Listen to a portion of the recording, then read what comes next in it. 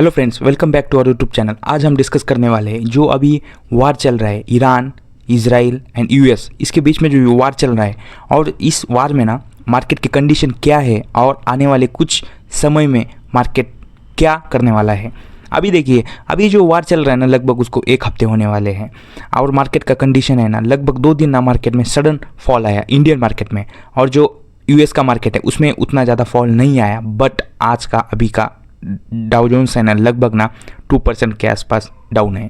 अभी देखिए ये जो मार्केट डाउन है अभी और इंडिया का मार्केट ने अच्छा खासा आज एक अपसाइड रैली दी है 1.5%। बट अभी लॉन्ग टर्म के हिसाब से अभी क्या होने वाला है, अभी देखिए ये जो करंट सिनेरियो अभी चल रहा है वॉर का, इसमें ना आईटी सेक्टर तो पहले से डाउन है। अभी आईटी के ऊपर इतना इम्पैक्ट नहीं है। इम्पैक्ट किसके ऊपर है, जो कि कुछ शेयर्स है उसमें, उसके ऊपर ज़्यादा इम्पैक्ट है। जो कि अभी कौन कौन से शेयर ज़्यादा गिरे इसमें, अभी ऑयल जो एशियन पेंट, अभी इंडिगो, ये शेयर्स ज़्यादा गिरे। इंडिगो जो है ना वो फ्लाइट, क्योंकि ये फ्लाइट का जो कनेक्टिविटी है अभी ये बंद हो गया, उसकी वजह से इन शेयरों के ऊपर ज़्यादा मार पड़ते हैं।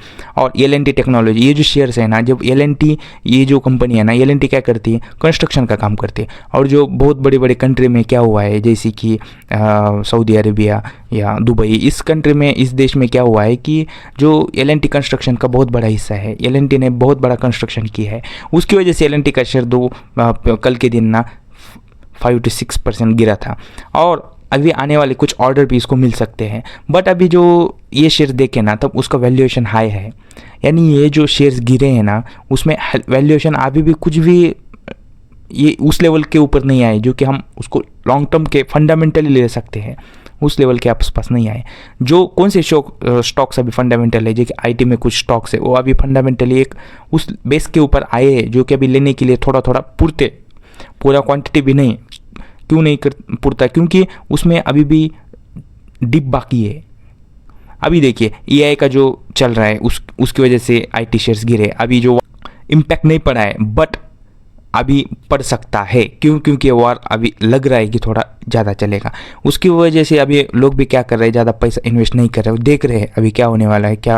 क्योंकि ये जो इतने बड़े बड़े जो वार हुए हैं ना उसमें ना बहुत नुकसान भी हुआ है देश का, उसकी वजह से इसमें ना इन्वेस्ट करने के लिए उनको ऑर्डर भी मिल सकते हैं बड़े बड़े कंपनी के।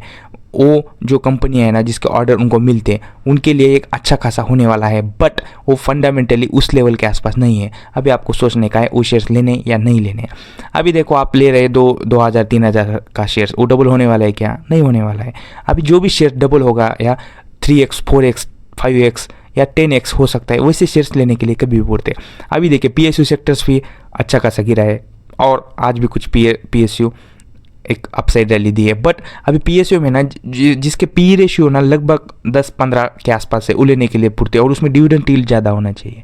समझो अभी कुछ शेयर्स है उसमें डिविडेंड यील्ड 3 to 4% के आसपास है और उसके जो प्राइस है ना अभी भी बुक वैल्यू के हिसाब से, बुक वैल्यू कभी भी ना और तुम्हारा स्टॉक का प्राइस ना उसमें डिफरेंस ज़्यादा नहीं होना चाहिए। ये भी आपको ध्यान देखना है। उसके साथ पी रेशियो भी ध्यान देखने का है। और आप देख सकते हो तो इंट्रिंसिक वैल्यू भी स्टॉक्स का देख सकते हैं। अभी जो कुछ आईपीओ आए थे वो तो बहुत नीचे चल रहे हैं अभी, क्योंकि क्या है उसमें अच्छा खासा डाउनफॉल है। अभी एनएसडीएल का जो आईपीओ आया था वो 1400 रुपये तक शेयर्स गया था और अभी चल रहा है लगभग ना 900 के आसपास। ये देखो ये आईपीओ ना, मैंने एक वीडियो बनाया था आईपीओ के ऊपर। कभी भी आईपीओ आया ना वो 3 साल तक उसको कुछ नहीं देखने का है, 2.5 साल 3 साल के बाद में उसको इन्वेस्ट करने का है। पैसा बजाज हाउसिंग फाइनेंस, ये देखिए अभी 83 रुपीज़ के आसपास आया है। कौन सा शेयर्स 180 के आसपास उसने हाई बनाया था, अभी आया है वो 83 के रुपये के आसपास। मेरा एक ओपिनियन है वो शेयर्स ना, मेरी एक क्या है बाय करने की कैपेबिलिटी है 70 रुपीज़ के आसपास मैं उसको बाय करूँगा। मेरी एक राय है, मेरा एक ओपिनियन नहीं आप बाय करो, बट मेरा एक सजेशन मेरे लिए है, मैं उसके ऊपर ये करूँगा। क्योंकि क्या है उसका जो 72 के आसपास ना वो एक बेस्ट लाइन के ऊपर आ जाता है। उसका पी रेशियो हो, इंट्रिंसिक वैल्यू हो या फंडामेंटली जो भी उसका एक गुड बोलते वो 70 के रेंज में आ सकता है। अभी उसमें डबल या 3x 4x होने में देखो 250-300 के आसपास हो गया तो ये 3x 4x बन जाता। अच्छा खासा प्रॉफिट बुक उस लेवल के आसपास भी कर सकते हैं। बट आपने 180 के लिया है और अभी आप सोच रहे हैं कि ये 400 500 800 जाएगा, उसको टाइम लगता। उसकी वजह से कौन सा भी शेयर्स ना फंडामेंटल के हिसाब से लेना चाहिए और लॉन्ग टर्म में ही इन्वेस्ट करना चाहिए। जो लोग रिस्पेक्टिव ट्रेडिंग वगैरह ऐसी कुछ चीज़ें करते हैं बट उसमें स्टॉप लॉस जो स्ट्रिक्टली रखने पड़ते हैं, वो एक आपसे नहीं हो जाएगा, क्योंकि कभी कभी ऐसे वार सिचुएशन में ना एक ऐसा गैप डाउन ओपन हो जाता, तभी आपको टाइम भी नहीं मिलता सेल करने के लिए। उसकी वजह से मेरा ये राय है कि अभी जो मार्केट गिरा है ना, उसमें थोड़ा थोड़ा क्वांटिटी ऐड करते जाओ, क्योंकि क्या है, कौन सा भी कंट्री में ना ऐसा पूरा डूबने वाला नहीं है। इसमें आप बिंदास थोड़ा इन्वेस्ट करिए, पार्शियली इन्वेस्टमेंट इसको बोलते, उसमें करिए। अभी आईटी गिरा है तो उसमें थोड़ा कीजिए, और पीएसयू सेक्टर्स गिरा है उसमें कर सकते हैं आप। पीएसयू बैंक्स तो अलग अच्छे खासे वैल्यूएशन के ऊपर है, उसमें भी आप थोड़ा इन्वेस्ट कर सकते हो। बहुत सारे स्टॉक्स है, आपको थोड़ा देखना ही पड़ता। जो स्टॉक्स है ऐसे इस दिन में ना 30% 25% भी स्मॉल कैप 100 में जो स्टॉक्स हैं वो भी गिरे हैं, वो भी आप देख सकते हैं।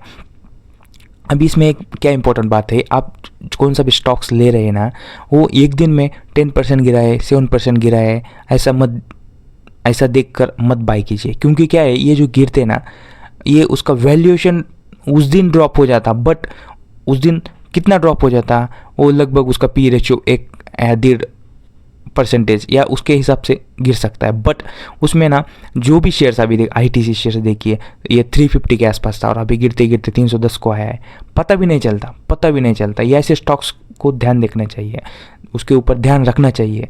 और ये जो स्टॉक्स है ना, कभी भी लेने के लिए पूर्ति, क्योंकि उसका डिविडेंड यील्ड भी ज़्यादा है। वो स्टॉक्स लीजिए जिसका डिविडेंड 3 to 4% है और उसका प्राइस भी कम है, और आने वाले कुछ सालों में ना वो स्टॉक्स 2x 3x 4x तक जा सकते हैं। वैसे स्टॉक्स आप ढूंढिए और उसमें आप इन्वेस्ट करिए। और वो भी स्टॉक्स आपको कितने लेने हैं, थोड़े क्वांटिटी में लेनी है। आपके पास जितना कैपिटल है, जितना आपके पास कैश होल्ड है, उसके हिसाब से आपको उतना लेना है। ऐसा नहीं है TCS का शेयर्स चल रहा है अभी 2500 के आसपास और वो लूँगा मैं समथिंग क्वान्टिटी, ये नहीं है। क्योंकि उसका वैल्यूएशन, उसका जो प्राइस है ना वो ज़्यादा है। उसको ना आपको 3x 4x जब बनेंगे ना, उसको बहुत टाइम लगेगा, बहुत। उसकी वजह से आपको कम प्राइस वाले स्टॉक्स लेने की थोड़ा जल्दी हो सकती है। क्यों? और वैसे भी जो कि कुछ स्टॉक्स का जो हिस्ट्री है, स्प्लिट हिस्ट्री हो या बोनस वाला या डिविडेंड वाला जो हिस्ट्री, वो थोड़ा देखिए कितना परसेंटेज है उसमें। 3% के ऊपर है तो आप थोड़ा उसमें इन्वेस्ट करिए, क्योंकि आपको उसका एडिशनल बेनिफिट मिलने वाला है। उसकी वजह से मेरा एक ये ओपिनियन है उसके बारे में। तो thank you guys for watching this video, thank you.